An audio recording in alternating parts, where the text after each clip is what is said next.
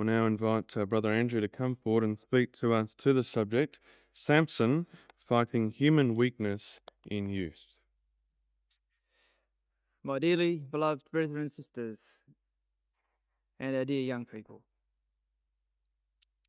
we have this afternoon a character who forms a very great contrast to Joseph that we considered last night in many respects. And yet, interestingly enough, God used both of them in youth, and both are mentioned in Hebrews chapter 11. And yet the nature of their lives, both from the start to the end, were very, very different. And God called upon both of those young men to do very different things with very different responses. See, Joseph grew up in a home that was anything but a stable, good Christadelphian home. Samson grew up in a model Christadelphian home.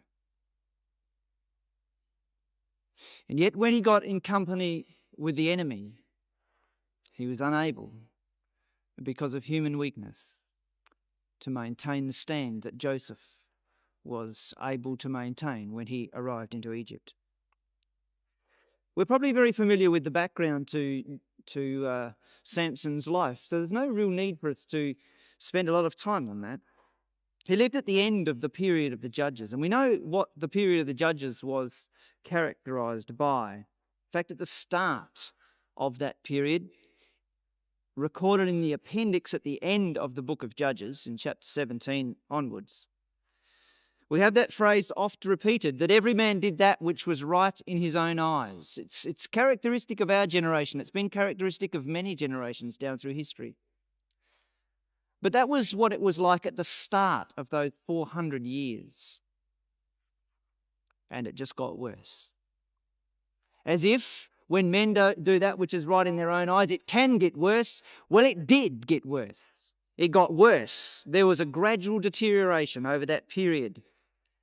And God, we know, delivered Israel on many occasions. And there was this cycle,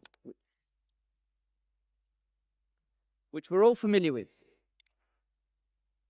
When the children of Israel got themselves into great difficulty through sin, which brought suffering as it always does, and in their distress they cried unto Yahweh, who raised up a deliverer and brought salvation, only to find that some short time later the whole cycle of human endeavour began again.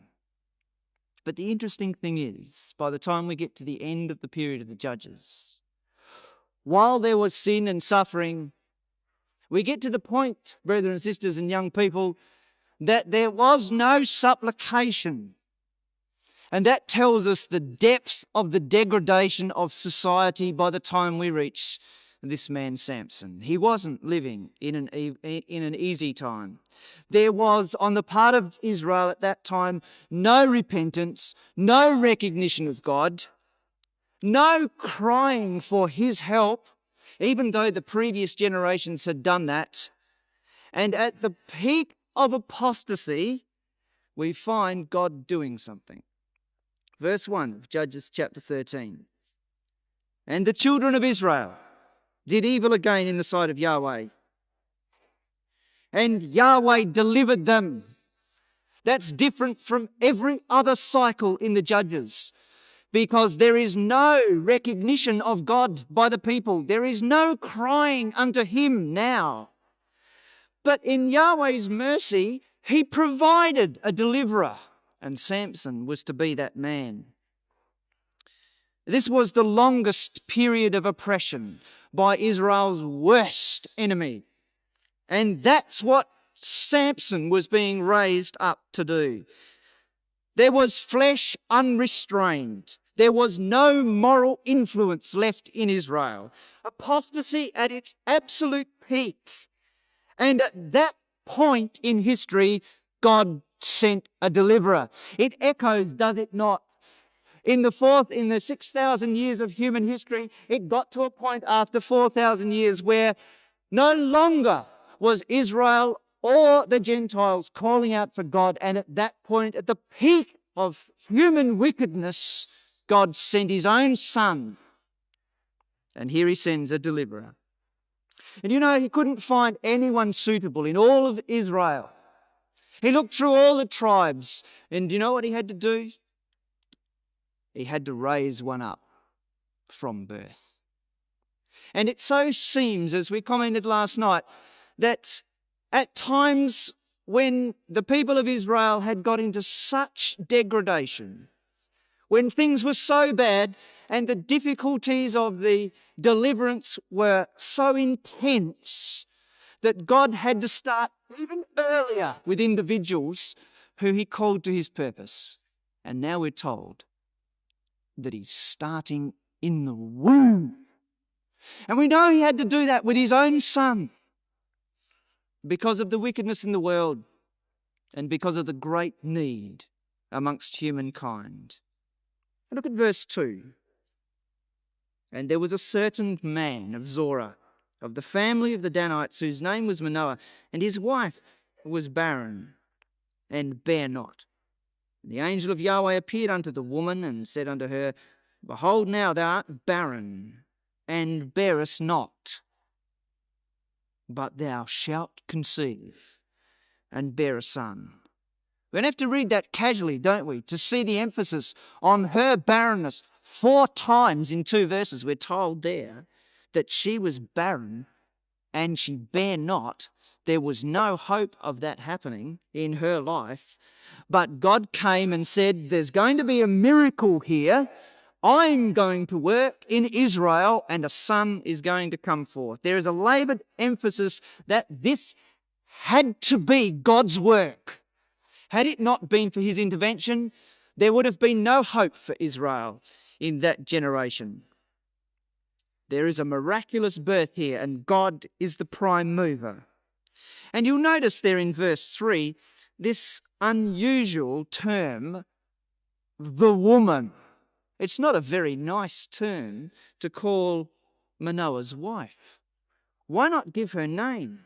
It's much more personal. But all through this chapter, 7 times she's called the woman. She's never ever named in the record. And here was typically God moving into human affairs with a miraculous provision of a deliverer to the woman. And anyone's mind who knows anything about the Bible should go back to Genesis chapter 3 and verse 15. Divine intervention, and a woman is going to bring forth a son who's going to deliver God's people. You see, brothers and sisters, the parallels are all there. Israel had lost the dominion, just like man had in the beginning. They'd lost dominion to the Philistines, who were now ruling over them because of their own wickedness. They were unable to deliver themselves out of that situation, and God alone could work. And he had to move, and he works on a barren woman to bring forth a deliverer. But the tragedy is that that deliverer, miraculous though his birth was, never ever finished the work that he was called to do because of human weakness.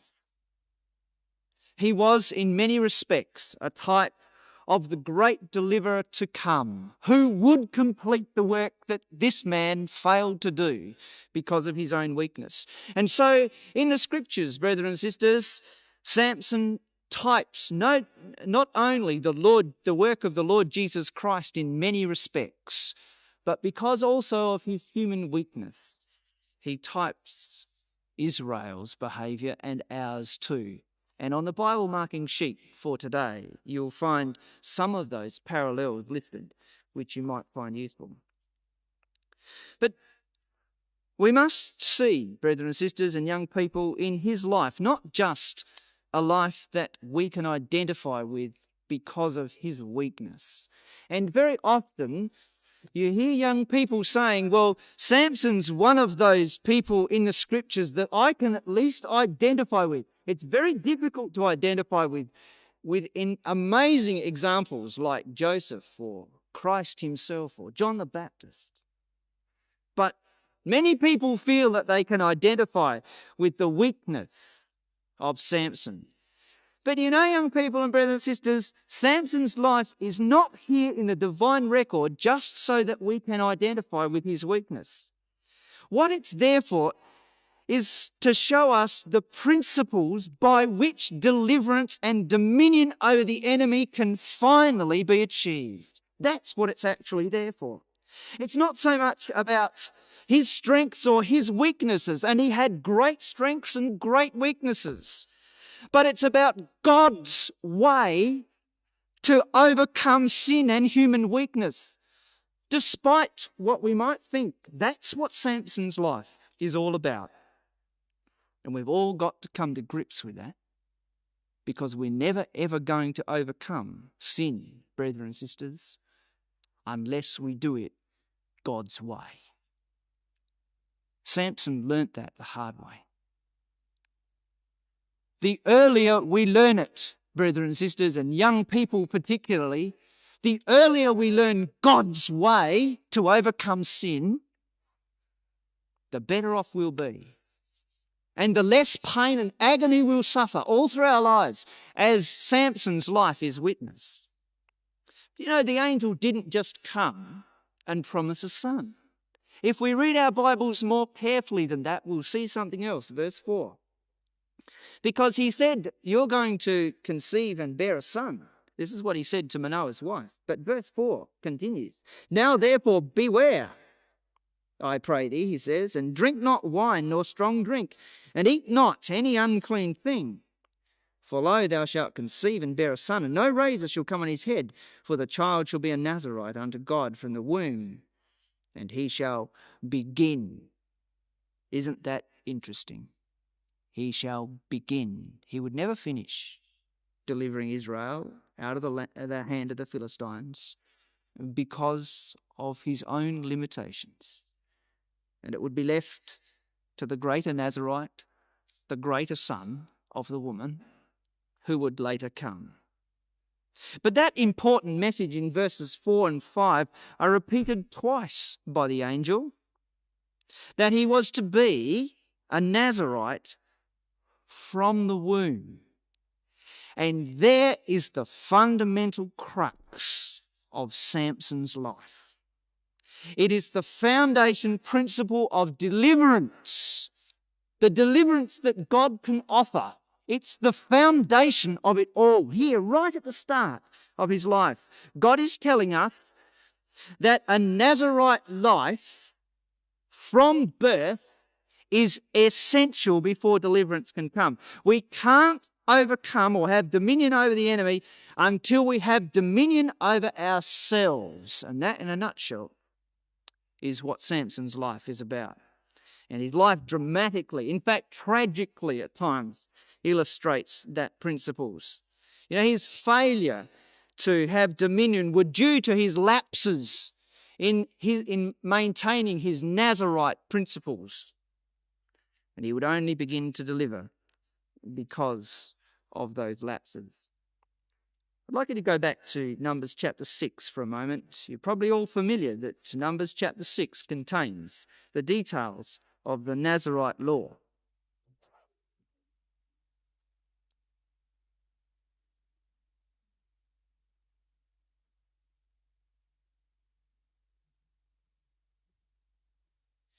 But in Numbers chapter 6 and at verse 2,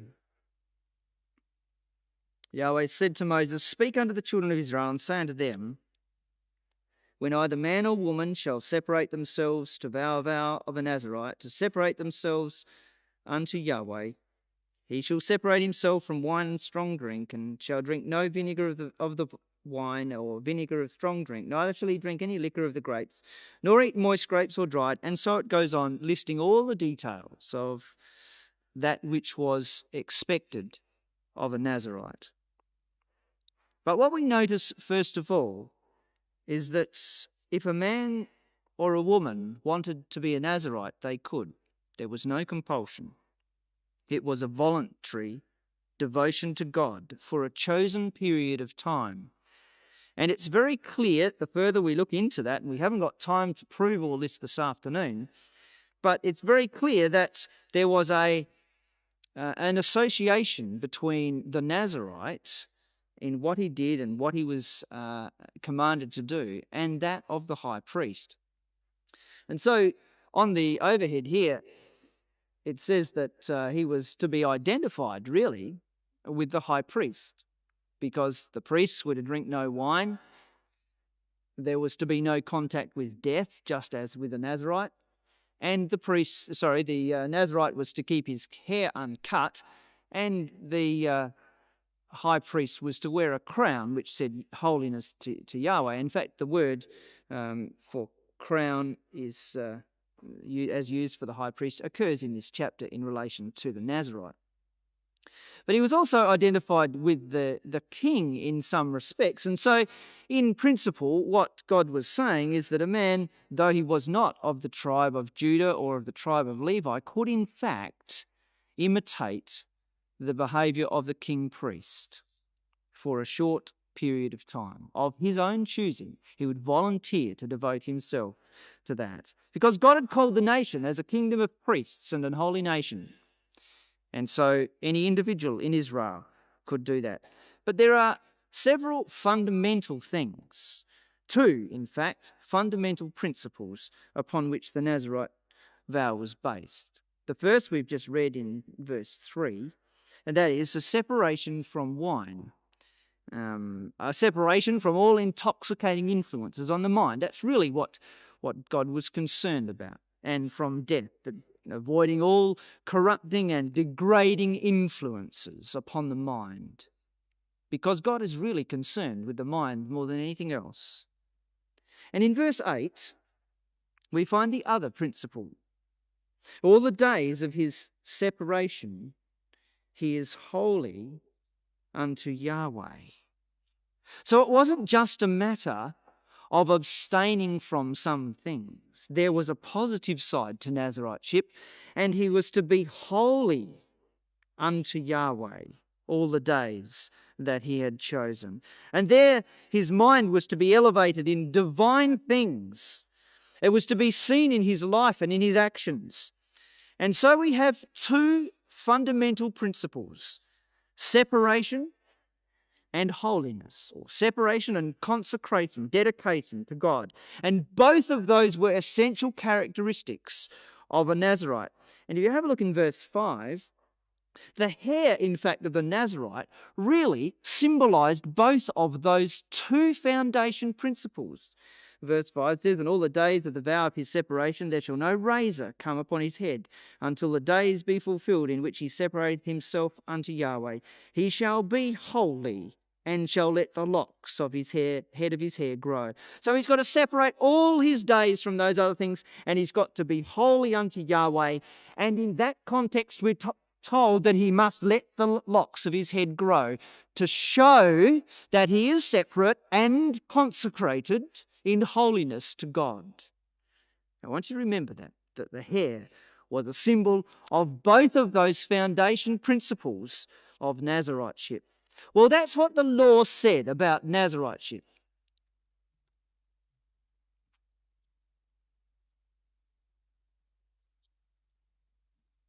But when we come back to Judges chapter 13, and we look at Samson, he was an unusual Nazarite, to say the least. Because we'll notice that there are at least three major departures from the Nazarite law. The first is that he was not a voluntary candidate for Nazariteship. God said, "This lad will be a Nazarite before he comes out of the womb." He had no choice. Not only that, he had to be a Nazarite for life. A Nazarite normally could choose how long he was going to be a Nazarite for. And the third thing is that his mother actually shared that Nazariteship with him, which is a very unusual thing. Well, there must be some reason for all of those things, brethren and sisters, and they're very, very powerful. God is telling us this: Young people, listen, that if we want dominion over the Philistine influence, there's only one way to get it. Naziriteship is not optional.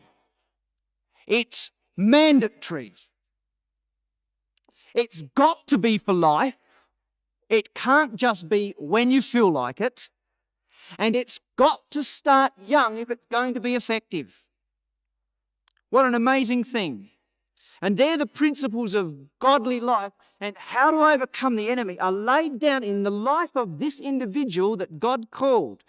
In fact, what God said about that Naziriteship, unique as it is here to Manoah's wife, is the most important thing. It's not just that he was going to be a miraculous boy, it's what the angel said he was going to do and what he was going to be.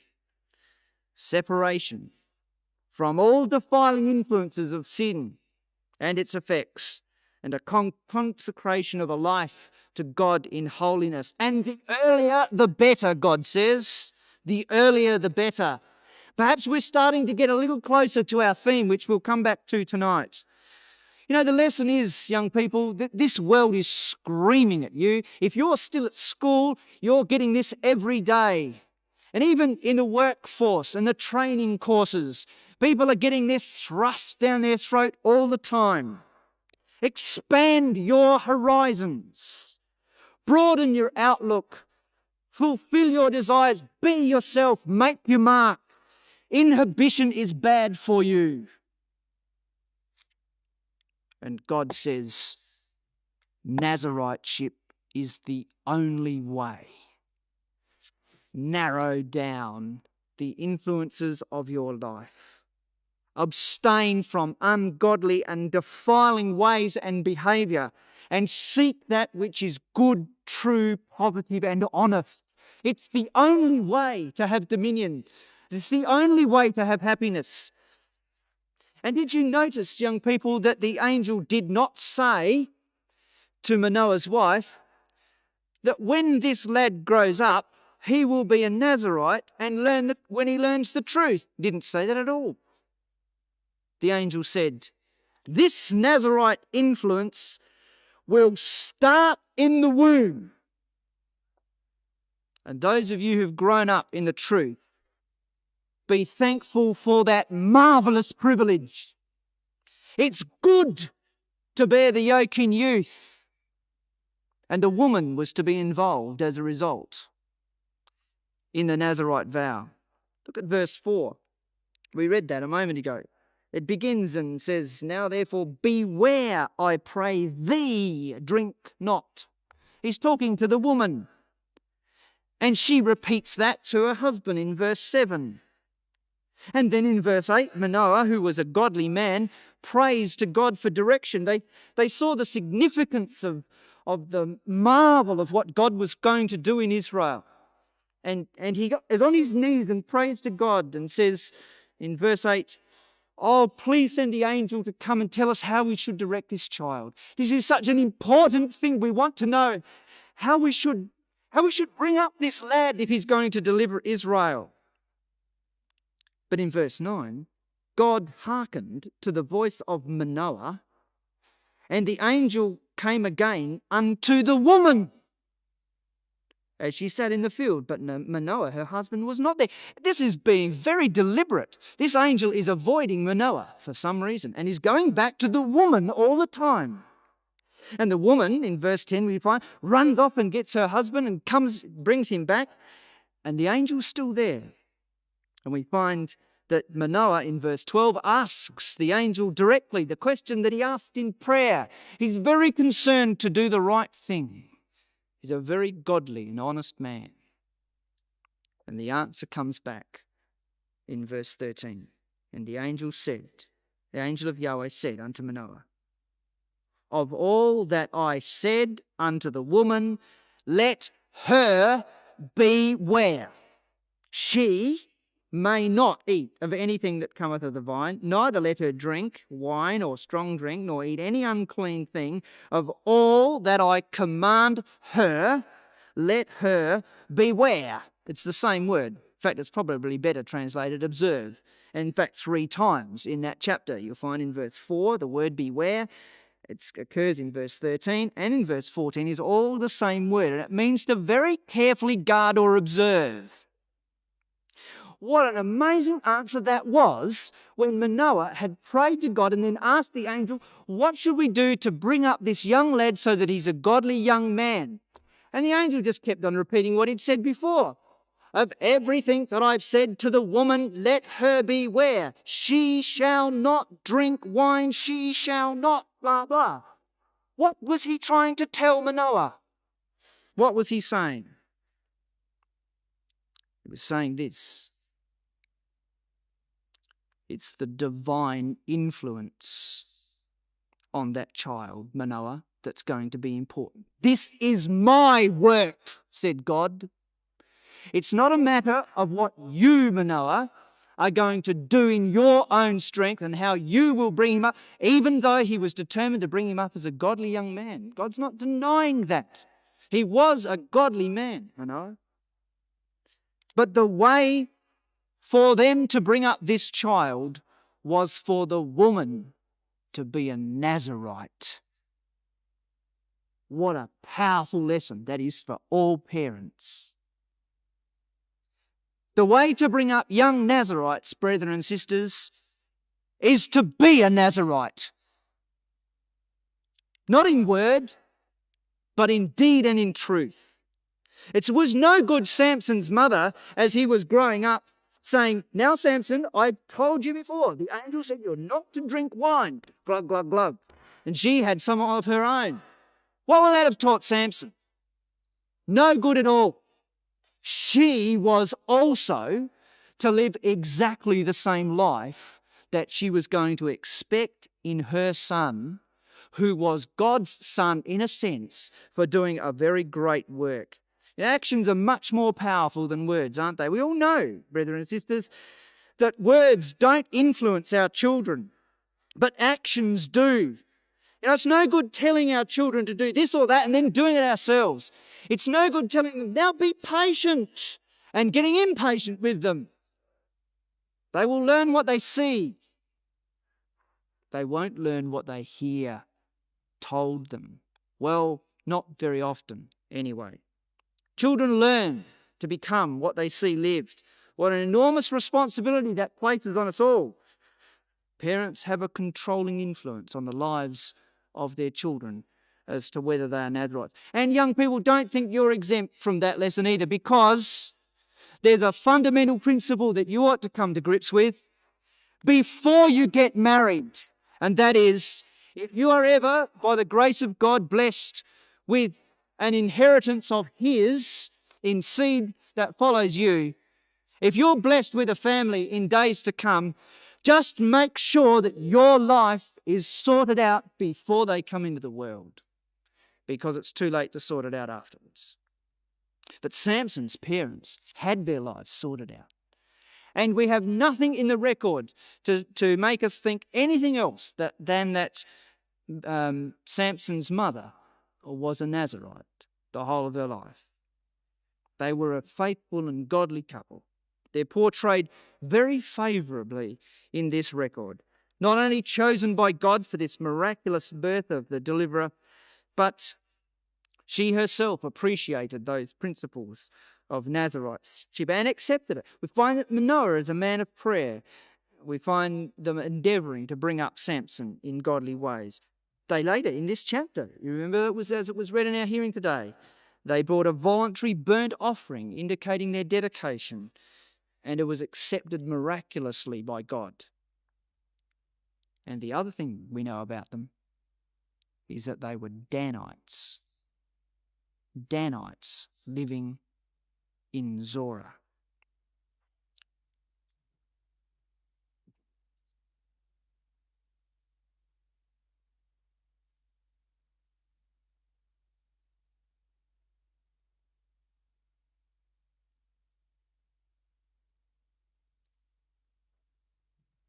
Sorry, I just lost the transparency.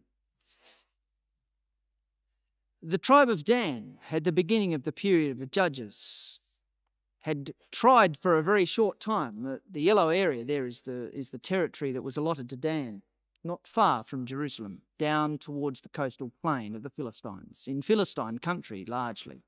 They were unable to take that territory because of the ferocity of the Philistines at the time, and they therefore looked for an easier option. And they went way up north, where the Zidonians dwelt carelessly and were not in a fighting mood, and they killed them all and took their territory.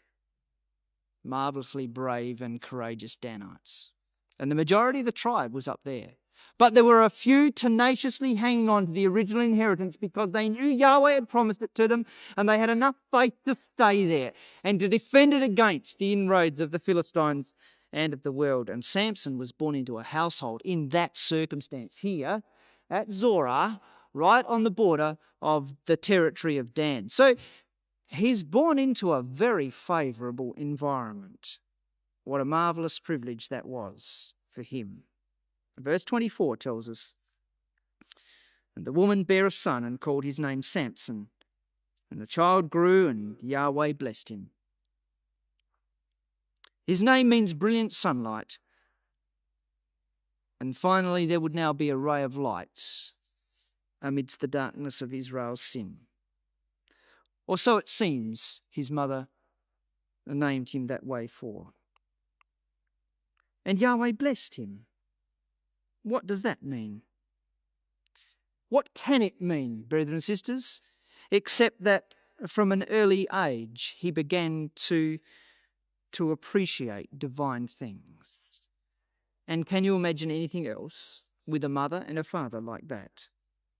His mother would have taught him carefully about Nazirite principles, what it meant and who the enemy really was, and God's deliverance in the past, and all that had happened to their forebears through the period of the judges, and the inheritance that God had given that was now overrun by these enemy, and the promises that God had given to the fathers of the nation, and so and so and so it went on, and day after day she would have drummed that into that little child as he was growing up.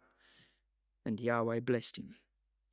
He was a growing young mind that was appreciating divine things and accepting and knowing what Yahweh really wanted in his youth. Verse 25 tells us, "And the Spirit of Yahweh began to move him." And so he now, as he became a little more independent, brethren and sisters and young people, the Spirit of Yahweh actually started to generate in this man.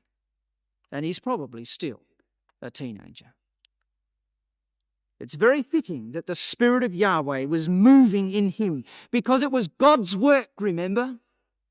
Israel hadn't cried. God was going to show his mercy to the nation through a man that he had raised up.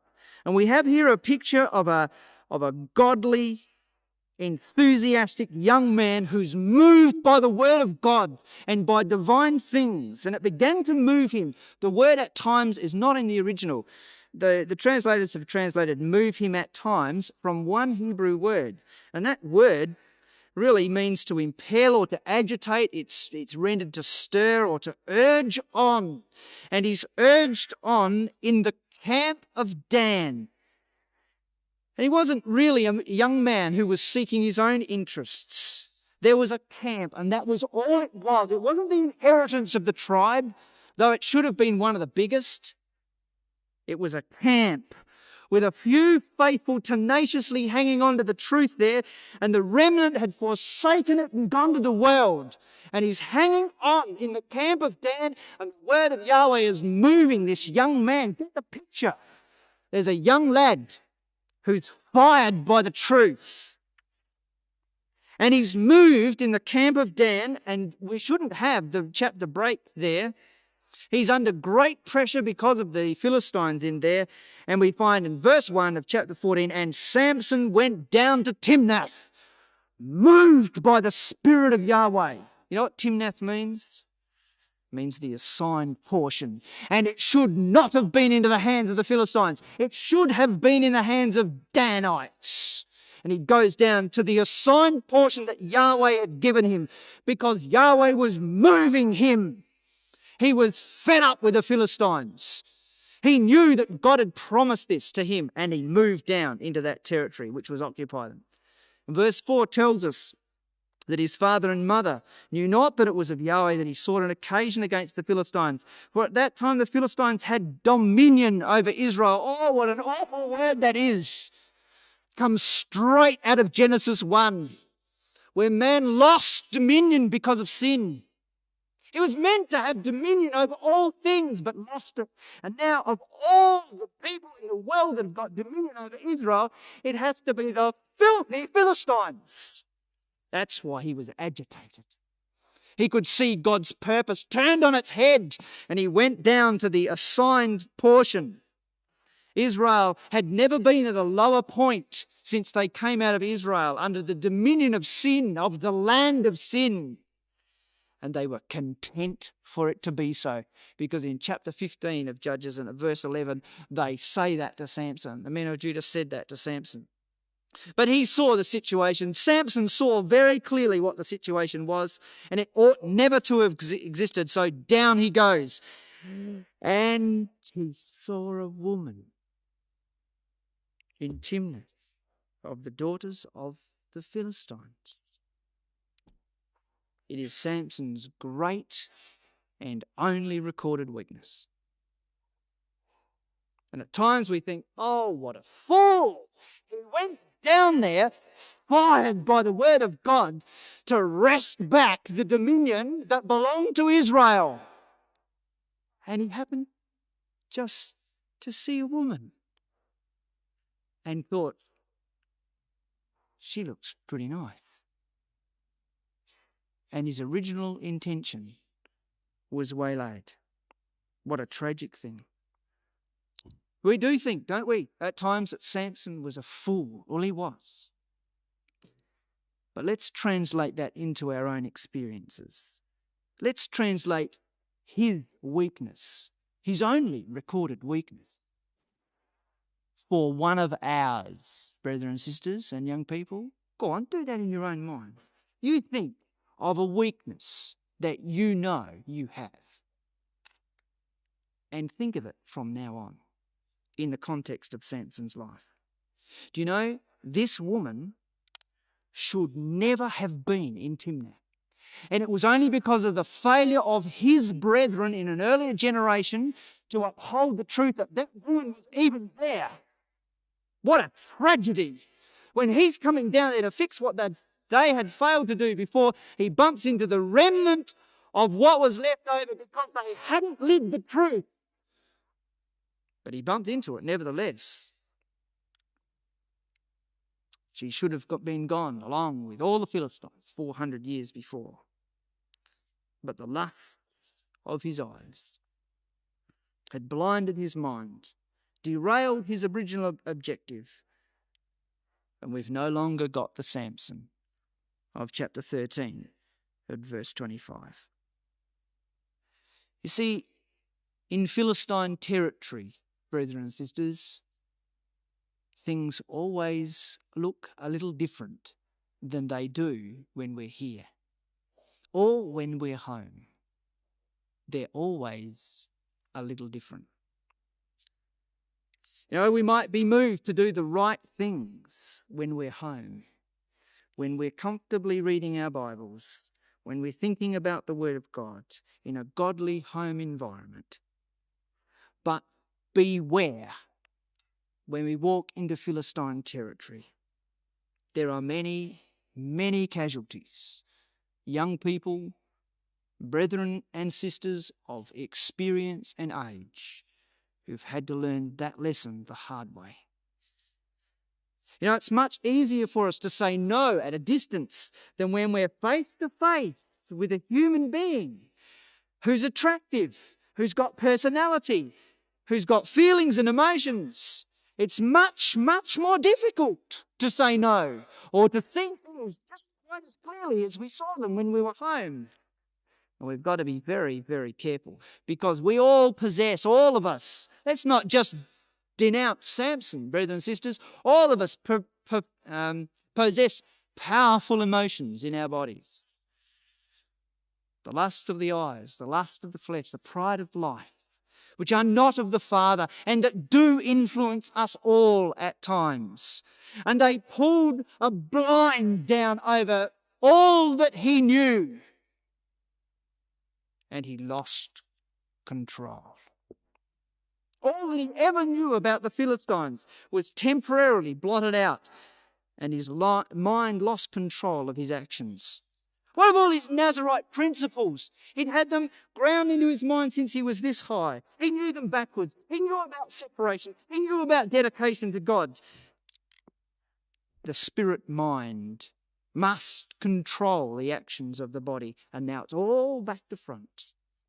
He marches back up to his father and mother in verse 2. He came up and told his father and his mother and said, I have seen a woman out of the daughters of the Philistines. Now, therefore, get her for me to wife.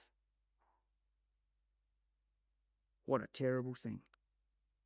He'd allowed his lust to conceive. And instead of bringing back 16 heads of the Philistines, he came back to tell his parents that he'd seen a woman in Timnath. His spiritual vision had been blinded, conscience temporarily blocked. Young people, sin always has that effect. It's the first effect. A blind and shutters will come down over our eyes, over our moral faculties, so that we can't any longer see things as clearly as we could see them before. And there is a very important reason for confining and narrowing the influences of our lives. Because once our lusts, whatever they are, don't have to be in the same direction as Samson's. Whatever our lusts are, if they are inflamed, brothers and sisters, it's almost impossible to take control of them. And horrified parents here, his mother and father, who had brought him up all this time, are now faced with an unmitigated tragedy. God's work was about to be undone. All those years that they'd carefully nurtured and nourished this lad. He'd grown up into a fine young man, virile and active in the truth, determined to take action against the Philistines. And now he wants to marry a Philistine, an uncircumcised and unbaptized woman. That's what it amounted to. Absolutely unthinkable to Manoah's wife and to Manoah himself. And his parents make a passionate appeal to him, very clearly reasoned in verse 3. His father and his mother said, Is there never a woman among the daughters of thy brethren? That is, isn't there anyone in the truth, or among all my people whom thou goest to take a wife of the uncircumcised Philistines? If only he'd heeded that, brethren and sisters and young people, if only he'd heeded that sound advice, it would have saved so much tragedy, so much heartache for him and his family. But he's totally irrational. Samson said unto his father, Get her for me. For, as the margin says, she is right in mine eyes. Oh, he's really gone. She is right. What tragic words out of the mouth of the potential deliverer. He's been raised up to deliver a people who could do nothing else but that which was right in their own eyes, and now he is saying that he wants to marry one of the enemy because she's right in mine eyes. What a tragedy. Back in Joshua, just make a note of this, we won't turn to it. But in Joshua chapter 23, in verse 11 to 13, in Joshua's last words, he warned the people and said, If you make marriages with the heathen when you go into that land, make sure you understand that God will not deliver you.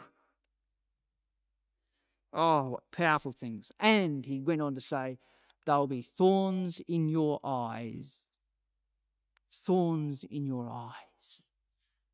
And that enemy eventually poked his eyes out. Just be careful. Just be careful, young people and brothers and sisters, where we let our eyes go and where we let our feet wander. You know, over recent months, I've heard of young people who have TVs in their own rooms, their own bedrooms, What unmitigated folly to bring Philistine territory right back home. And young people who will go out to discos or to nightclubs and think that they can wander into the meetings or youth group on the next occasion. What utter folly. Inflamed lusts infect the mind, inevitably affect the mind, and sin deteriorates. It always deteriorates the mind. Do you know what happened to Samson here? You count them later. But 10 times, God tried to intervene providentially to stop this marriage that Samson wanted to contract from going ahead. 10 times God wanted to do that. And the tragedy is that Samson became increasingly unresponsive, because the further he dabbled with sin and fiddled around with the Philistines, the more locked in he got. And it was only all finished when she was a pile of ashes. God had tried 10 times to stop that, and he wouldn't listen. Because once sin has started, it affects our minds. Young people, learn that lesson early. Sin affects the mind. It affects the thinking process. It affects the judgment. And we might think that we would never marry outside the truth. We'd never do anything that Samson did. Well, Samson didn't think he would either. He went down there to get the Philistines, and look what he bumped into. He didn't know it was there. Samson didn't think he would either. He went down there to get the Philistines, and look what he bumped into. He didn't know it was there. He didn't know what to expect. And it brought absolute heartache to his parents, anguish and frustration, bitterness and suffering to him that never ever left him for the rest of his days. It etched scars on his mind that he could never ever erase, young people. And it gave great pain to Yahweh and the heavens who'd raised him up to be a deliverer. It gave opportunity to the enemy to blaspheme.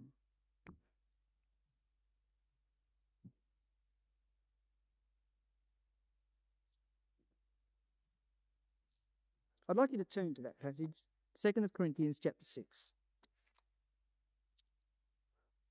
We all know it well. We hardly need it to be reinforced that marriage is only in the Lord. Young people, keep reinforcing that idea in your minds. And be careful where you let your feet and your eyes wander. Because there the apostle says in verse 14, "Be ye not unequally yoked together with unbelievers. For what fellowship hath righteousness with unrighteousness?" It's that serious. "What communion hath light with darkness? What concord hath Christ with Belial, or he that believeth? Or what part hath he that believeth with an infidel? And what agreement hath the temple of God with idols? For ye are the temple of the living God. As God hath said, I will dwell in them and walk in them, and I will be their God, and they shall be my people." And Samson accepted the yoke of the truth early in age, but now he wants to be unequally yoked together with an unbeliever. That unequal yoking, as can be seen from that illustration, will cause chafing and pain and aggravation. No, but the real issue is really in verse 17.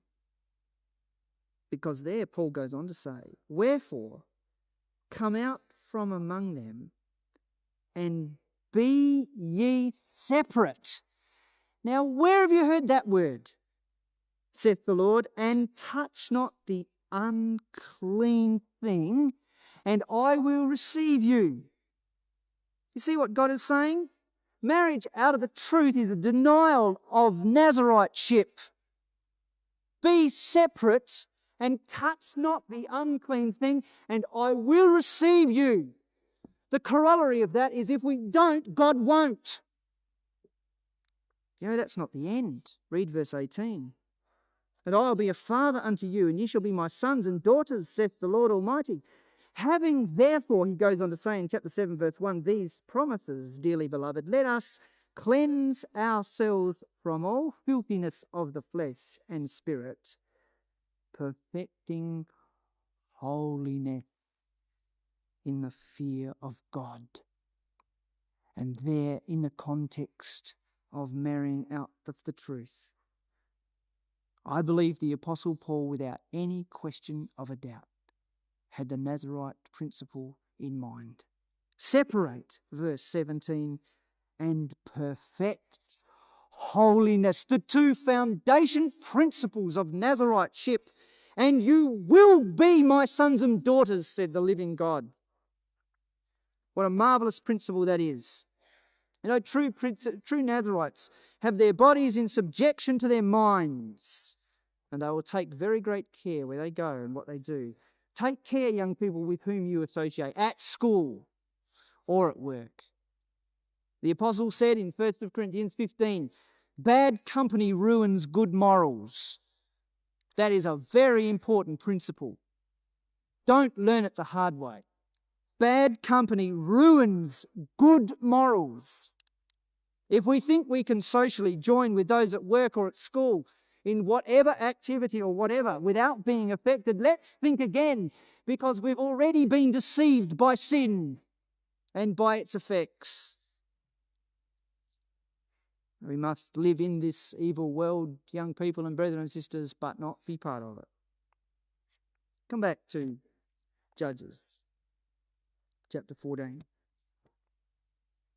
and see Samson's response to his parents. His parents pleading in verse 5. And Samson went down. That's how much notice he took of his parents. He went down. And his father and mother went to Timnath. Let's read that again.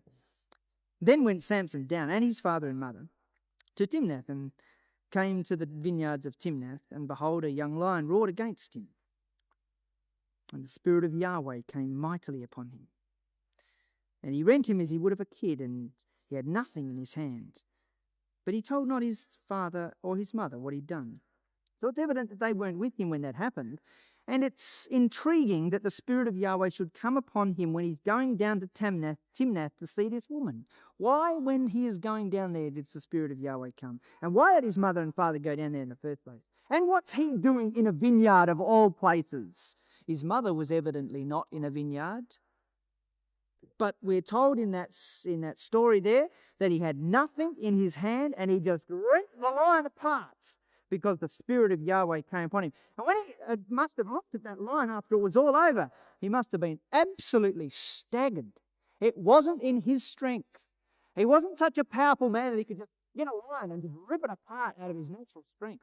The Spirit of Yahweh came upon him, and he must have known that. In fact, he did know it. And it played on his conscience.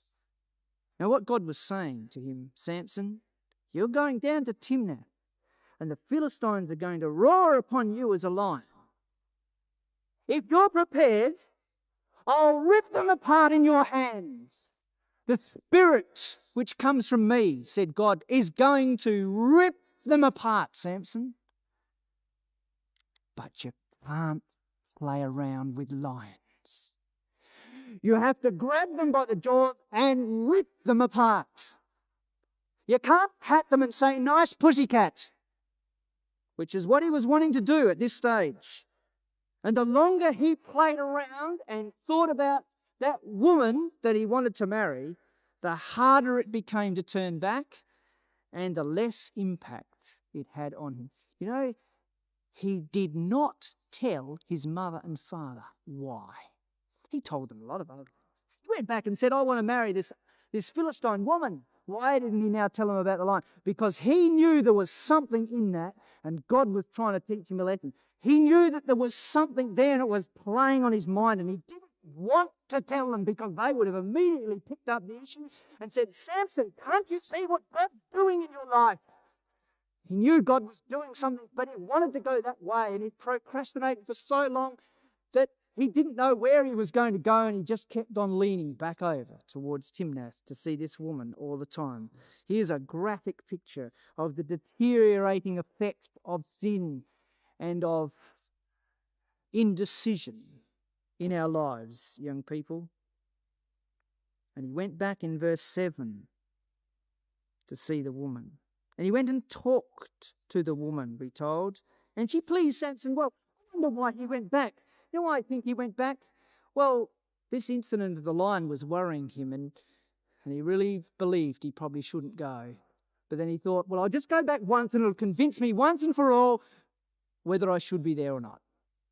And he went, and what a stupid thing it was. Because when he got talking to her, of course he liked her. She pleased him well. And he decided to keep on going with the relationship. But he should have stayed away. And that interaction destroyed any growing doubts that there were in his mind at that stage. It made it easier for him to rationalise. And the impact of that lesson that God was driving home with the lion was lost. It was a God-given opportunity, and he'd thrown it away. The more we capitulate, the more we oscillate with sin and making decisions, young people, the more likely we are to give in. The more quickly, the more decisively we make a decision for what is right, the easier it will be to do it again. But there's further degradation of his thinking. Look at verse 8. And after a time he returned to take her, and he turned aside to see the carcass of the lion. And behold, there was a swarm of bees and honey in the carcass of the lion. You know, that first word, carcass, there is different to the word in the end of verse 8 and in verse 9. And it really means the ruin or the fall of that lion. It's an unusual word. But he goes down and interestingly, he digresses across to see this lion. It was still plaguing him. It was still niggling at his conscience. Young people, never ever ignore the twinges of conscience. God is telling us something. And some practical advice about overcoming weakness and problems in our life. If you know that you have a weakness or a problem, when you're in a saner moment and the problem is not there, sit down with your Bible and determine a course of action as to what you will do if that problem faces you again. Determine that when you're not in the problem or that weakness. And you can rest assured that when that rears its head again in your life, the first thing that will come into your mind is what you determined was the right thing to do. And if you have a plan of action to follow, you've got something to rest on and to hold and to walk straight out of that temptation or of that weakness and take that course of action. Of course, it's no guarantee that we're going to necessarily take it, but it will come back to our mind if we've made a determined effort to determine how we might overcome. What we will do in those circumstances is very important to do. Don't leave it to chance.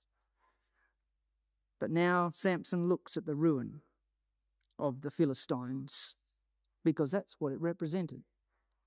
And he's amazed at the whole incident. He stands back and thinks about when it happened. And now there's something even more unusual. There's bees in a carcass, and bees never build their hives in carcasses or in putrefying remains. And there's something strange. There's something awfully strange about this whole thing. And he took the honey. You know what that word means in verse 9? He took thereof in his hands and went on eating. And he told them not, at the end of verse 9, that he had taken the honey out of the carcass of the lion. That is exactly the same word in the Hebrew that is rendered in verse 4, dominion. He, out of the carcass of that lion, took dominion and went back home. And he gave to his mother and father. He didn't tell them where it came from. He just gave them some of this honey. Or what was it? What was it telling him, brothers and sisters? He didn't tell them about that lion, but God was trying to teach Samson a lesson. He was saying to him that, Samson, it's only the Spirit of Yahweh that can ruin the oppressor and bring dominion. And it will only be then that sweetness and blessing, which is what honey represents, would come. Samson, while you're playing around with a live lion, there can be no sweetness. Stop dabbling with Philistine women. Rip the Philistines apart, and sweetness will come out of that ruin. See the point? It's powerful, isn't it? But Samson, by this stage, has oscillated for so long that though he sees there's something there, he doesn't want to listen to that little voice in his head. Unless we make decisive action, we'll always be in trouble, brethren and sisters. In the face of the providential hand of God there, seen in his life, in verse 10, so his father went down unto the woman, and Samson there made a feast, for so the young men used to do. And in the face of God's providence, he goes down. Notice his mother didn't go.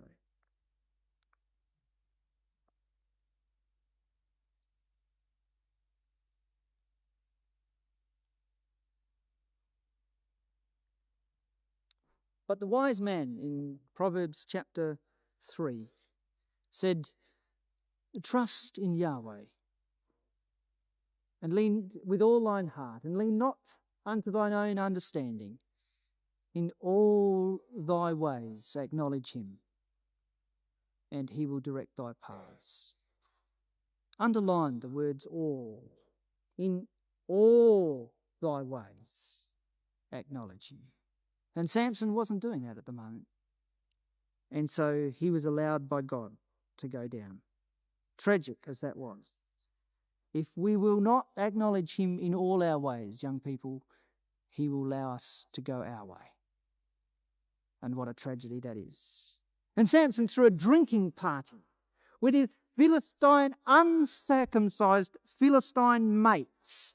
That's how far sin and its effects had deteriorated. And now he himself is under dominion of the Philistines. He's following their customs.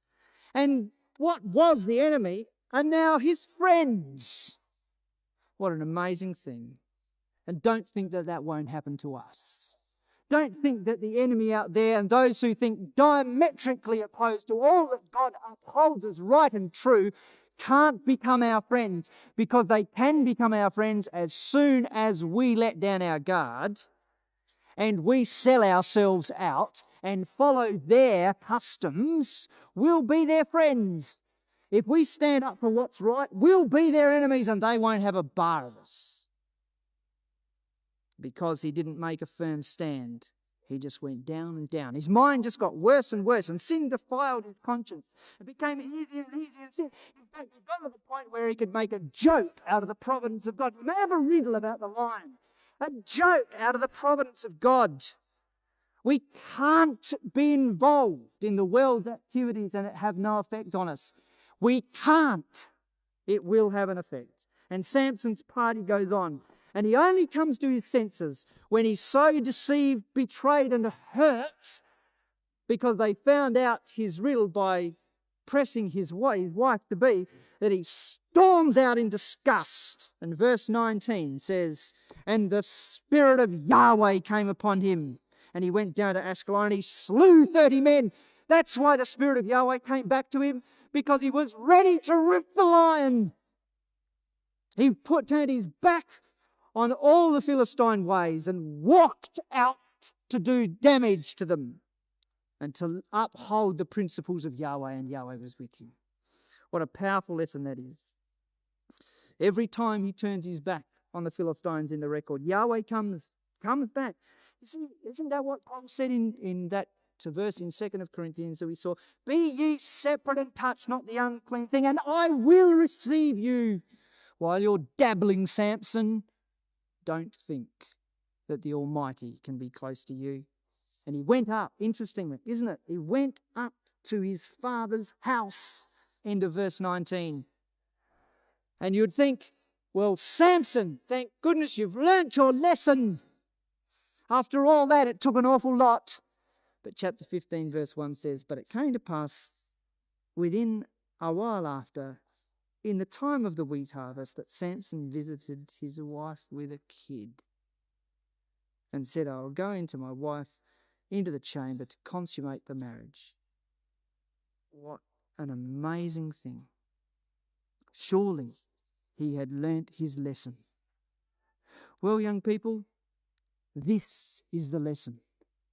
Sin permanently affects the mind. That's why he went back. He had paths cut into his mind that he couldn't eradicate. And he kept on coming back to that woman because he dabbled around with it for too long. And now he comes back. Sin degrades. But you know, young people, the reverse is also very true. The experience or practice of what is right, of righteousness, of godliness, of truthful things, of holiness, has a powerful effect on our minds. If we make conscious decisions, positive decisions to do what is right, it will become easier to do what is right. You know, it's the analogy of practicing any skill. If you want to be able to play tennis, well, you've got to get out there on the court and you've got to practice. You don't just hit 2 balls or know how to do it and then you can play tennis. Not well anyway. And with the expression of righteousness in our lives, young people, we have to have practice. It's the analogy that we are very familiar with in everyday life. And the Apostle Paul says this in Hebrews 5.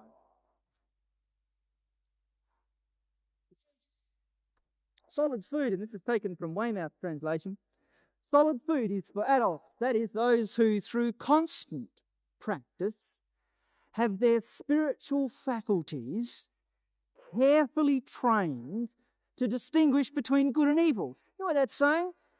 When we practice doing what is right, our moral faculties will become sharper and sharper, and we'll be able to discern more carefully and more quickly what is right and wrong. But if we have practice of unrighteousness and are in that environment all the time, our senses will become duller and duller and duller, and we won't be able to see what we're doing. And Samson's saga goes on and on. We're not going to look at any more of Samson's life today, apart from to pick up right at the very end of his life. He inflicted great losses on the Philistines, and then they burned his wife. He brought great slaughter on another occasion when his mind was focused on what God had actually called him for. His life is characterized by great highs, great courage, great faith, for which he stands in Hebrews chapter 11. But there's also great troughs of personal weakness.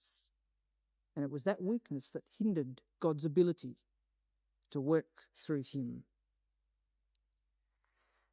And he never ever resolved that problem, brothers and sisters, to start with. The problem that was a problem at the beginning of his life. And we find, as we know, in chapter 16, the end of his life, he loved a woman again. And the problem that he had not effectively dealt with came back.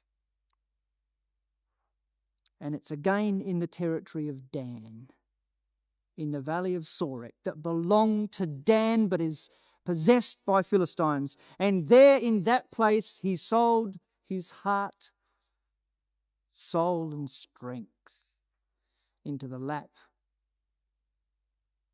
of a Philistine woman.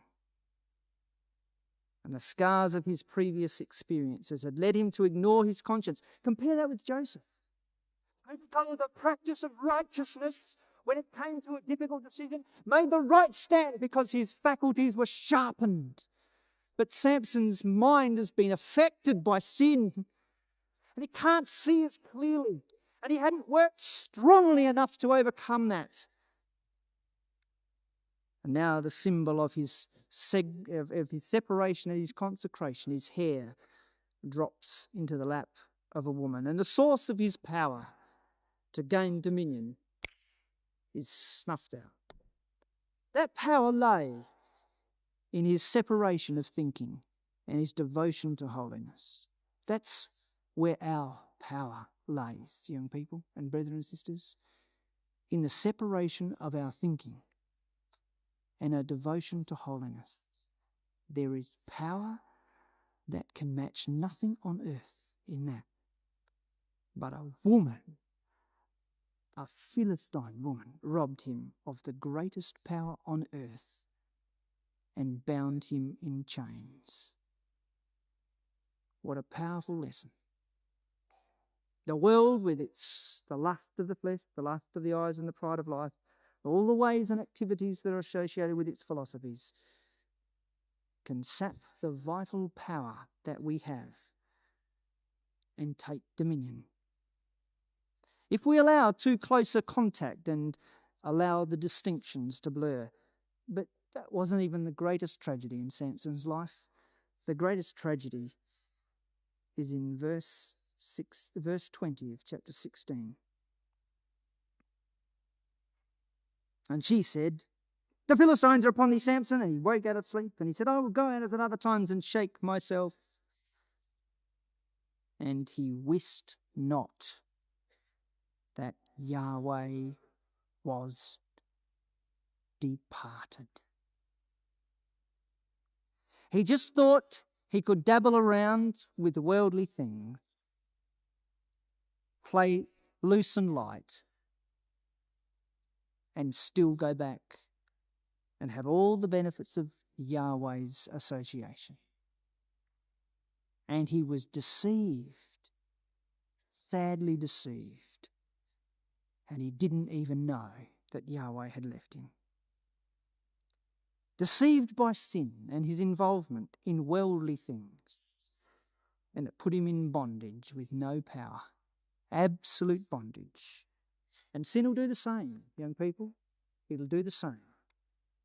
Samson was in a prison house with his hair shaved, his eyes gouged out, chains, in darkness, in solitude, in agony, day after day, month after month, year after year.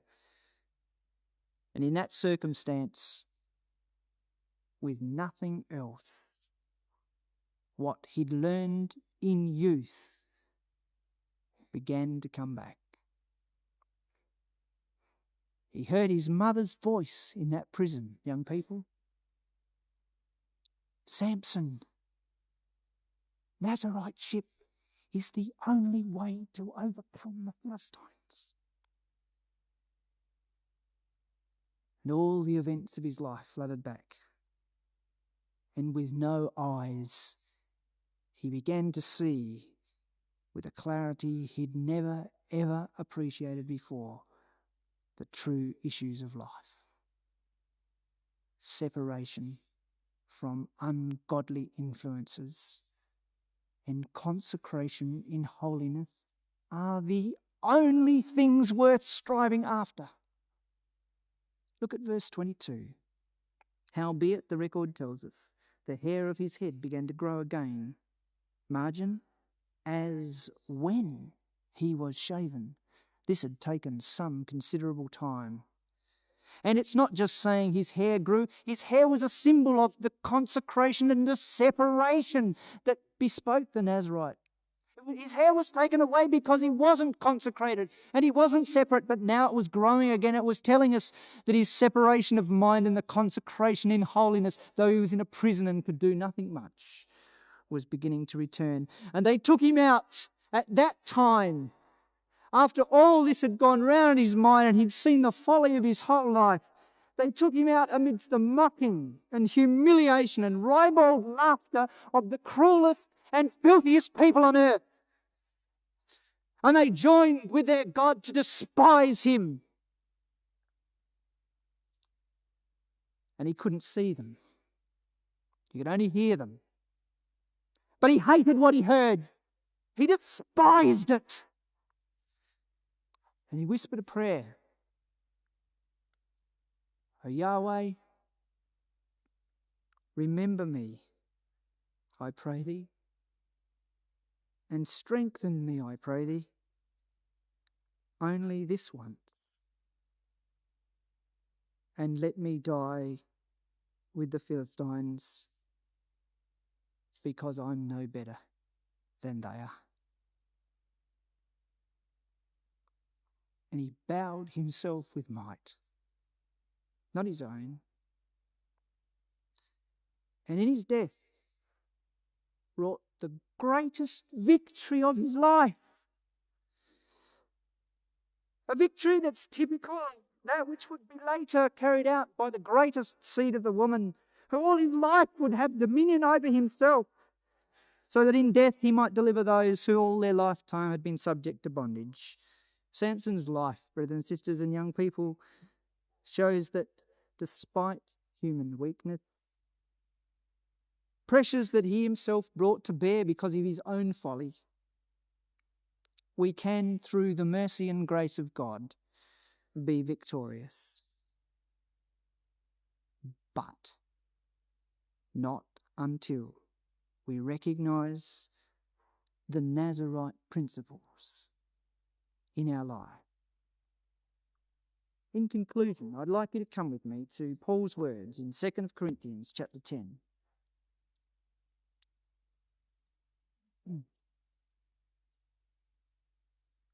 2 Corinthians chapter 10. Here's the issue, young people and brothers and sisters, for our lives. The apostle says in 2 Corinthians 10 and verse 3, "For though we walk in the flesh, we do not war after the flesh," as Samson didn't. He ought to have been fighting with a power that they knew nothing of. For the weapons of our warfare are not carnal, but mighty through God to the pulling down of strongholds. We can do anything through God's power. But verse 5 says, "Casting down imaginations and every high thing that exalteth itself against the knowledge of God, and bringing into captivity every thought to the obedience of Christ." Let me read you that verse from the RSV. "We destroy," Paul says, "arguments and every proud obstacle to the knowledge of God, and take every thought captive to obey Christ." Dominion is not won or lost in the world, it's won or lost in the mind. The world is out to control and to influence our thinking, but our greatest enemy is within, and God has given us the weapons to deal with it. It's no good being in a book, young people, because it won't do us any good when we need it. It must be in our minds. We've got to spend time exercising our minds on godly things, so that when high and lofty things, arguments, proud obstacles to the knowledge of God, whatever it might be, weaknesses, raise their heads, we can destroy and take captive the thoughts, which, if not taken captive, will lead to hideous monsters in our lives before they come at us. That's what the apostle is saying.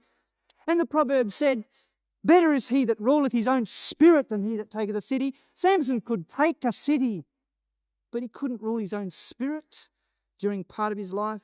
And the challenge of his life is that dominion will only come by separation of our thinking from defiling influences and devotion of our minds and our lives to holiness.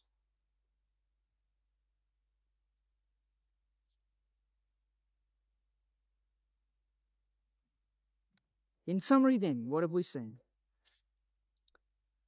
That only Nazarites will have dominion, which involves separation from all defiling influences and a consecration and dedication to God in holiness.